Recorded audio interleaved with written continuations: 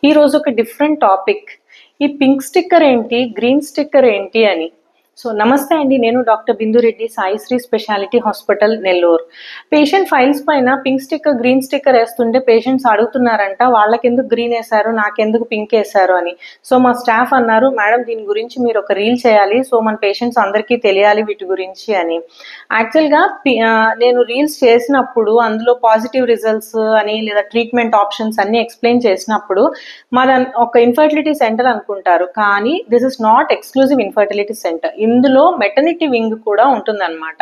అంటే pregnant ladies conceive అయిన దగ్గర నుంచి మంచిగా ఒక హోలిస్టిక్ అప్రోచ్ లో వాళ్ళకి డైట్ గురించి, ఎక్సర్సైజ్ గురించి గైడ్ చేయడానికి స్పెషల్ కన్సల్టెంట్స్ ఉన్నారు. అలానే డెలివరీ అప్పుడు కూడాను వాళ్ళకి బర్త్ అసిస్ట్ చేయటం కోసం కూడాను వాళ్ళకి చాలా కౌన్సిలింగ్ ఉంటుంది. సో ఇంకోటి ఏంటంటే, ఈ ప్రెగ్నెన్సీలో వాళ్ళు సాఫ్ట్వేర్ ఎంప్లాయీస్ వాళ్ళు హైదరాబాద్, బెంగళూరులో అట్లా చెకప్స్ కంప్లీట్ చేసుకున్నా కానీ వాళ్ళకి క్యాష్లెస్ ఫెసిలిటీ ఇక్కడ ఉంటుంది. కాబట్టి ఇన్సూరెన్స్ ఉన్న వాళ్ళకి మంచిగా లాస్ట్లో నైన్త్ మంత్లో డెలివరీకి ఇక్కడికి వచ్చేస్తారనమాట. సో మాకు ఒక మెటర్నిటీ, ఎక్స్క్లూజివ్ మెటర్నిటీ ఇది కూడా రన్ అవుతూ ఉంటుంది.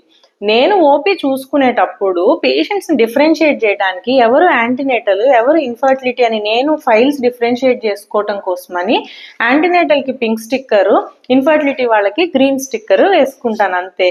So no confusion.